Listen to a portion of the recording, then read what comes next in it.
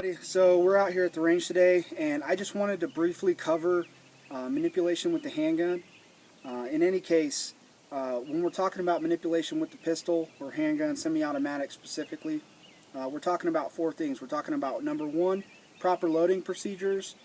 Two would be tactical reloads or putting that weapon in the best condition possible.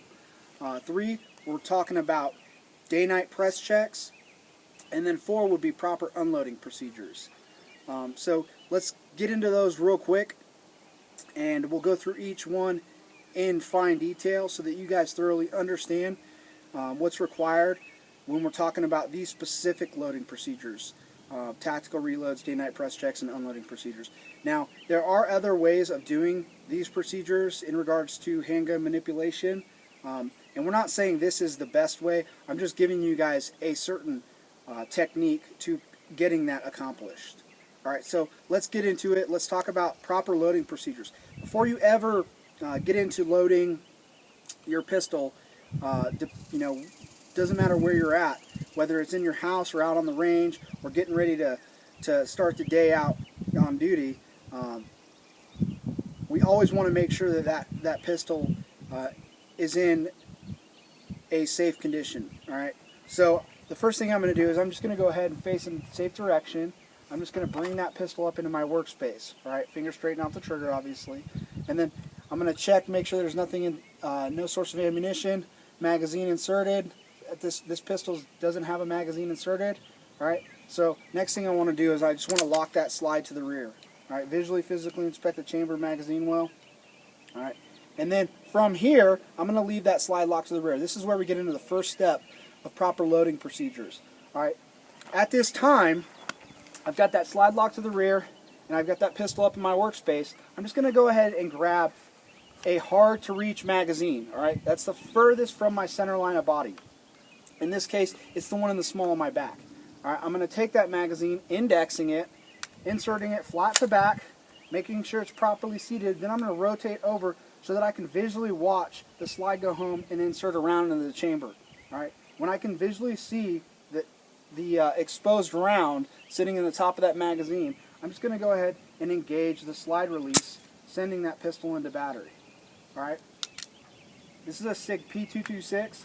I just decocked that 2 double action. Alright, so from there, I'm going to go ahead and safe and holster right now. That's proper loading procedures. Alright, but the next thing we want to do is we want to get into a tactical reload. Alright, when we're talking about a tactical reload, we're talking about putting that weapon in the best condition possible, checking the condition of that firearm, seeing the status of that firearm in regards to how many rounds of ammunition that pistol currently has. So, getting into the tactical reload real quick. Again, alright, whether you already have that weapon up in your workspace and you just loaded it, alright, or you safe and holstered it like I just did, and then you're bringing it back out to go into a tactical reload. Right now, I've got one less round in the magazine, and it was that round that I inserted into the chamber. Alright, this is a 15 round magazine with 14 rounds in it now, so I want to put this weapon in the best condition possible. And that means a full magazine and one in the chamber. So this is what I'm going to do to accomplish that task. Alright, bringing that weapon into my workspace, I'm just going to go ahead and grab my next hardest to reach magazine. Alright, not my speed reload magazine, but this next one right here.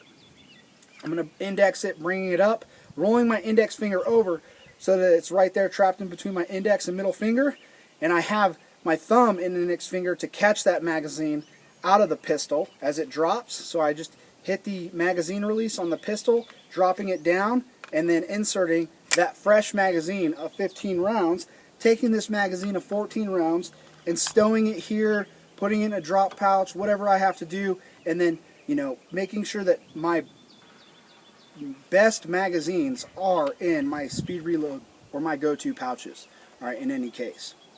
So I've just conducted a tactical reload, putting that weapon in the best condition possible. Alright, next thing I'm going to do is I'm going to just go ahead and I'm going to want a press check. So how do I do a press check real fast? Alright, it's pretty simple. There's definitely multiple ways of doing a press check. I'm just going to show you one technique for accomplishing that task, and this will work both day and night if you conduct it right. Alright, so with my support hand, I'm just going to grip the front portion of the slide, ensuring that I don't flag my support hand with the muzzle, keeping my finger straightened off the trigger and using it as a guide. All right, you can notice here my support hand index finger is also free. All right, so I'm just going to slowly ride that slide to the rear until I can physically see inside the chamber. All right, I can see that there's brass in there, so I can relinquish the slide on its own power at that time so that it goes back into battery. All right, or if it's a nighttime situation and I can't really see the brass, I can just feel with that index finger on my support hand. All right, same thing goes for here. I'm just going to go ahead and relinquish that slide on its own power. All right, so that it properly goes back into battery. In the slight chance that it doesn't go back into battery, just give it a good bump on the back of the slide, all right, to make sure that it's properly seated. You can really tell when a slide isn't properly seated or is out of battery. All right, so right there, we just went through proper loading procedures, tactical reloads, and then a day and night press check. So, you know, we're finishing up at the range. I've conducted the drills that I want to accomplish for that training regiment for the day, and I'm ready to start packing up. All right, the first thing I'm going to do, again, to properly unload that pistol, all right, is go ahead and face in a safe direction, all right, and then bringing that pistol up into my workspace just like so. First thing I want to do is I just want to check and remove that source of ammunition, all right. In this case, it's a magazine, all right. So I'm going to take that magazine, and I'm just going to go ahead and I'm going to stow that magazine. All right. Mag pouch is being a pain, so I'm just going to stick that in my back pocket.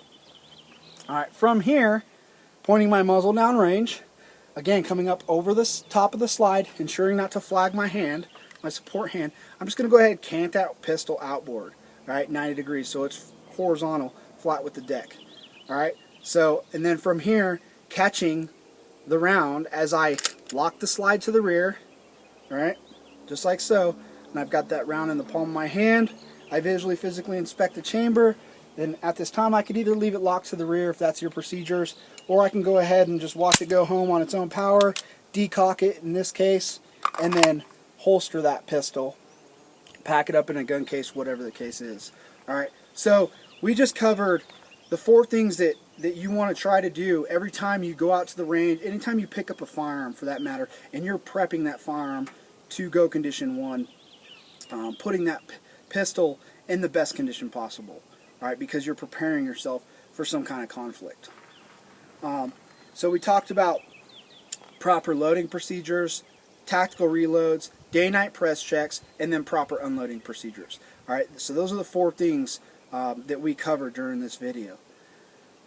Again, guys, this is not the way to go. It's a way to go. All right, there's 1,000 ways to skin a cat, and this is one of them. Thanks for watching, and stay tuned for next time.